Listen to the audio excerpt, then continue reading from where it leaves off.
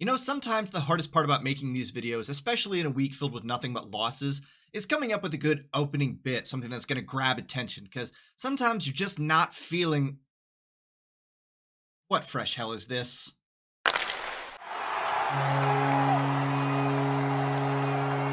Hi everyone, Sammy Flair here. Welcome back to Bolt Action, the series where we're only 8 weeks in and I am just really reaching for material here. We'll come back to that introduction in just a second. Coming fresh off the highs of last week, the Lightning are hitting a low point once again during the season, posting a 3-game losing streak during this past week. Started with back-to-back losses in Colorado 4-1 and then Arizona 3-1, followed up with a home loss to the Pittsburgh Penguins 4-2. And if there's any consolation to be taken from that, it's that they are still technically in a playoff position as of right now. Granted, there are still 58 more games to play. Actually, you want to know something interesting? They're the only team in a playoff position right now with a losing record. And remarkable as that is, it's not something to be celebrated. If I seem a little bit less energetic than usual, it's probably because I just can't find it within me to be mad at this point, you know? It's more like I'm channeling that parental energy. I'm not mad, I'm disappointed. And as I'm getting older, I'm starting to understand that difference between mad and disappointed, and why oftentimes disappointed just hurts a hell of a lot worse. See, mad is when you are temporarily upset at someone, right? It evokes that reaction of, you did something stupid, I am upset that you did something stupid. Even if it's a temporary lapse of judgment here, I'm going to let you know that that's a thing that happened. But disappointed carries this connotation of, I care so much and I held you in such high regard and you're not living up to it. That hurts. I know I've been mad at several points during this season. I was mad that the Lightning lost their first 4 overtime games without registering a shot or even winning a faceoff. I was mad when they had some boneheaded losses to teams like Columbus and Chicago because it seemed like they were just making stupid mistakes along the way. I have been mad at this team, I think, as my form of temporary response as I've been waiting for Andrei Vasilevsky to come back. But even then, I even said it a few videos ago that he wasn't going to be the solution to all the problems, right? And let me just go ahead and say this right now, let it hang over this video and the rest of this season. Andrei Vasilevsky is not going to fix all of your problems.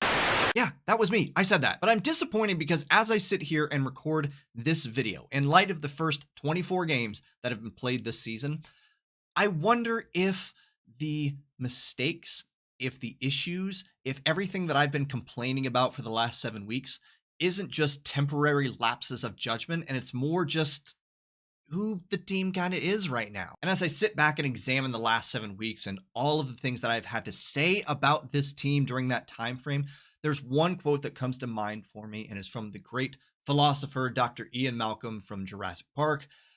Boy, do I hate being right all the time. And look, I understand that it's not fun for you, the viewer, nor is it good content on my part as the creator to sit here and complain about the exact same things week after week after week after week. So, in order to try and get my point across just a little bit better this time, that's where that very stupid introduction comes in right about now. I present to you the state the obvious sock puppet.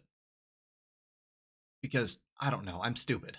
The Lightning turn over the puck too much. It's true. This has been an issue through the first 24 games of this season. And for the life of me, I can't really see an end in sight unless something major changes on the part of the team. Just look at this week alone. The Lightning gave up 11 goals in 3 games this week. And if you take away the 2 that were empty net goals, now you're down to 9. Of those 9 goals, 4 of them were the direct result of turnovers that led either to an odd man rush or to a breakaway that ended up in the back of their own net. I was right. There is no publicly available stat for turnovers that lead directly to opponent goals, to goals against. But I'm becoming more and more convinced that if there was, the Lightning would be easily in the top 3, if not number 1. And if it were one person that was consistently making these mistakes, then that's a different issue. You can address that. You can change lines. You can send a player down to the minors. You can bench them if they happen to be one of your star players until they get their act together.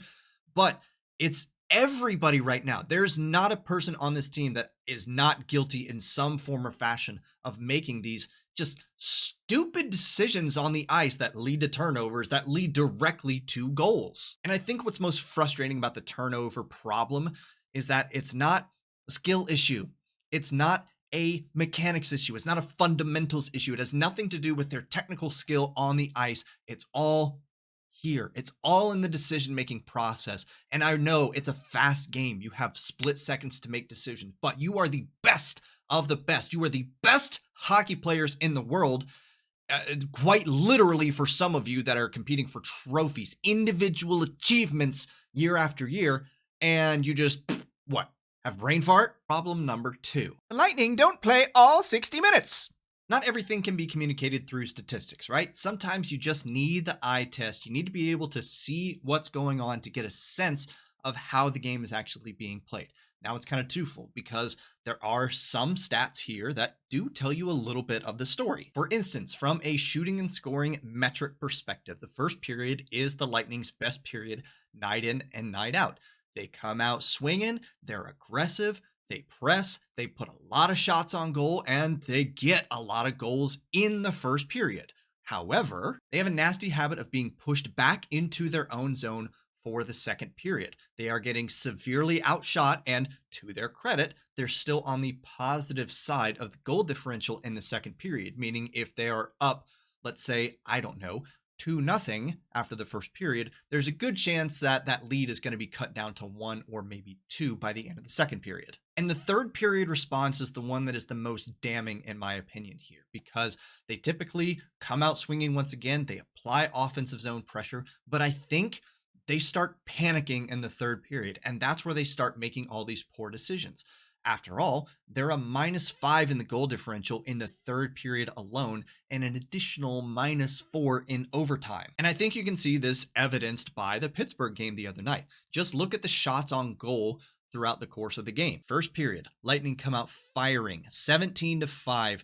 It looks like Pittsburgh is not going to get a chance the entire night. Second period, they are now losing the shots on goal battle 19-7 in one period alone. In the third period, they have to claw, scratch, and bite their way back into this game, and they end up winning the shots on goal battle again, 17-5, just like they did in the first period. But it's too late because the ground that you surrendered in the second period and on one of those 5 shots in the third period was enough for you to just be down. And it's no longer feasible for you to get back in this game. It's boneheaded, and they should have won that game. So perhaps the issue here is less that they seem to take the second period off of every single game.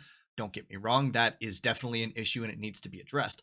But maybe the bigger issue here is that they play on their heels. They play a little bit scared, and they play a little bit uncareful in the third period, and that's what's leading to them giving up leads in the third period. Maybe it's a combination of both of those things. Maybe they sit back and they recognize, oh, we've been taking the second period off in games, and then as part of their response, they lose their cool entirely. They forget their identity. They forget how they played in the first period, and they just try to overcorrect for the second period. That's just not how championship teams are made, though. The team that went to 3 straight Stanley Cup finals and won 2 of them, they didn't function like this. If they were behind, they had the tenacity to get back into games and to not lose their composure so they could take over. You could never count them out.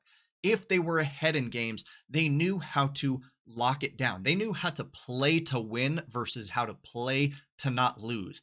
And through the first 24 games of this season, this Lightning team is shading a little bit more on this side of trying to not lose versus trying to win.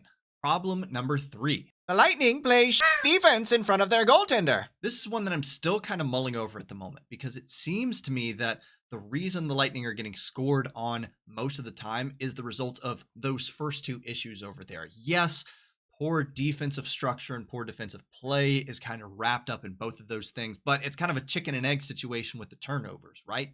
If you turn the puck over in the neutral zone and give a breakaway or a 2-on-1, is it the fault of the turnover, or is it the fact that you only had 1 defenseman back? But it's not just the result of turnovers, obviously. Tampa is 3rd worst in the league for expected goals against, and when you're talking about expected goals against, part of what factors into that statistic is the high danger, the quality of chances that you were giving up for your opponent. And yes, breakaways and turnovers, that obviously factors into it. But over the course of a 60-minute game, all of your opponent's scoring chances are not that. So there's clearly an issue in the defensive zone of giving up high danger chances to the opponent. I've said before on this series that I think part of that has to do with the fact that they moved from a man-to-man defensive scheme to a zone coverage defensive scheme. And along with that comes growing pains and people getting used to things and making poor decisions sometimes. And yes, that's certainly part of it. And this is another scenario where I have to say, it's not necessarily the technical skill. It's not the skating or the puck handling. Sometimes it's the position, but it's the mental mistakes that are making up most of the statistic right here.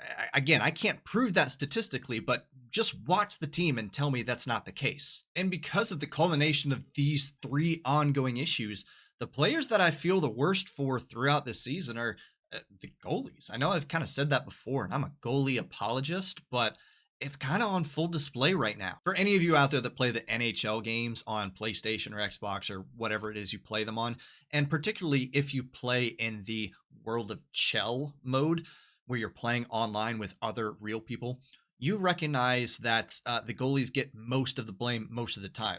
Your team could give up a 3-on-0 the other direction, and they would still be yelling over the microphone at you because it was somehow your fault you let in that goal. And while I don't think that the team is treating Andrei Vasilevskiy that way or Jonas Johansson that way, I think there is a percentage of the fan base that very well may be doing that. They may be witnessing the last 3 games and saying, Vasilevskiy is washed up and the surgery just, it killed his career. He's never going to be the same again. And to those people, I say, we're not watching the same game, clearly. From an eye test perspective, that Arizona game was Jonas Johansson's absolute worst.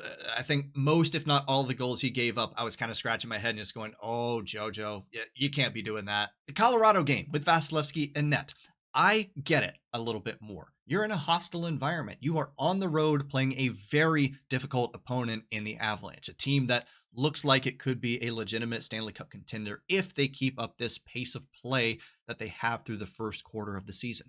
I understand it, minus the goals you gave up off of turnovers that led directly to odd man rushes, breakaways, and what have you. But the Pittsburgh game, it's plain and simple. The Lightning left Vasilevskiy out to dry on that one. They played so well in the first period, and then they just fell apart. And 2 of the goals that they gave up were, surprise, turnovers leading directly to odd man rushes or breakaways. I feel bad for the goalies because there's only so good that you can be on any given night. And unless you are going to pitch a shutout game after game, a defense like this, a team like this playing in front of you is gonna surrender a ton of chances. They're going to continue to give up odd man rushes and breakaways. They are going to continue to allow high danger chances throughout the entirety of the game, and you are the one that's going to suffer because of it. And for all of my complaints, for all of my frustrations, and for all of my disappointment to this point in the season, I know that I'm not the only one feeling it. Watch Steven Stamkos and Victor Hedman talk about things after that Pittsburgh game.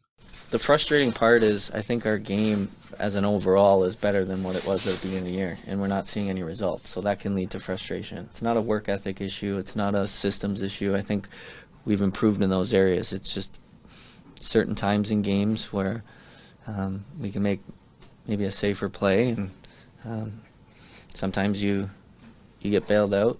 Sometimes it's Crosby on a breakaway or it's Malkin on a 2-on-1. I mean, world-class player, so that was the difference tonight.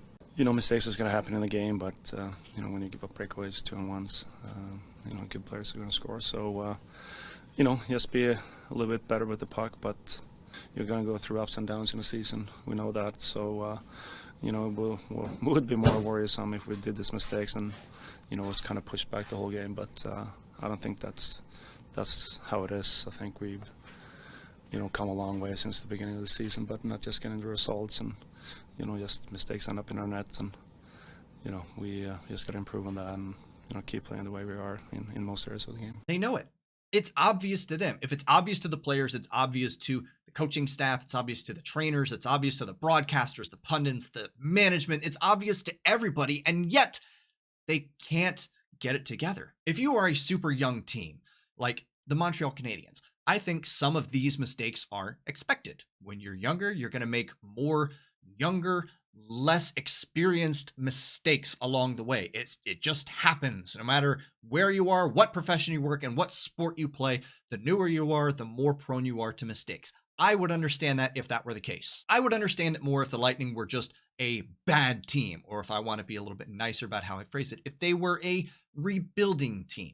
If they were the San Jose Sharks or the Chicago Blackhawks, then yes, these are the kind of things you expect as you are trying to rebuild your team back to a place where it can be a true contender once again. But the Lightning aren't either of these two things.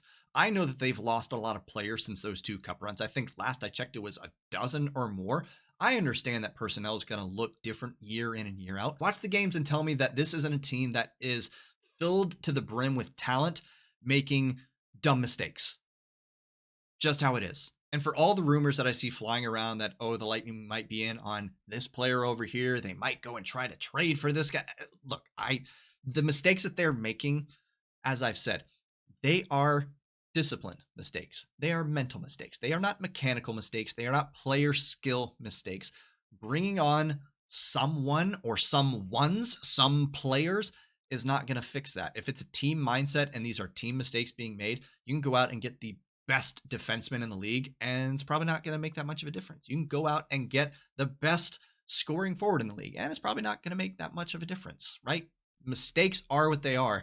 I would expect that the Lightning are going to sit tight with who they have and continue to try to improve this team right here, right now, because they believe that they can still be contenders. I believe that they can still be contenders. Look, if there's any reason that you need to have for hope, look at the Edmonton Oilers right now. They started off in an atrocious state, and last I checked, they were on a 4, maybe 5 game winning streak. So 24 games in, still not panicking, but also not feeling great. I know what they can do. I just need to see them do it. That said, let's look ahead at the games that we will be covering in next week's video. Next week is going to look a little bit different. It's much more likely to be an abbreviated video. Reason being, I'm going out of town. I'm going to officiate a wedding, and I can't wait to have a lot of fun with that. But it means that I wouldn't be able to get all 4 games crammed into one video, recorded, edited, and published before I left for that. So it's extremely unlikely. So most likely what next week's video is going to be is the 2 games against the Dallas Stars, first in Dallas on December the 2nd, and then in Tampa on Monday, December the 4th. I might be able to fit the Pittsburgh game in there, but that game is on Wednesday night and I leave on Thursday night, so it doesn't seem very likely that it's going to happen. Most likely it's just going to be the 2 Dallas games for the next video, and then I will push the Pittsburgh and the Nashville games into the week after that. And in other good news, I will be in attendance for one of those 2 games against the Dallas Stars, of which I am quite excited. I do my very best to go to at least one Lightning game in person every single year, and this year it's going to be against Dallas. So hopefully when I come back, I will have some fun pictures and videos to share with y'all, and hopefully I'm coming back with a win, especially from the one that I'm going to, but I would love it if they beat Dallas both games, right? Right? Fingers crossed. But that is going to do it for this video. Thank you so much for watching. Thank you for giving me just a little bit of your time. Looking forward to the holiday season and everything that comes along with it. Hopefully your holidays are as stress-free as possible. But until I see you again, remember, go Bolts, and hopefully I don't have to bring out the stating the obvious sock puppet again. I'm not sold on that idea.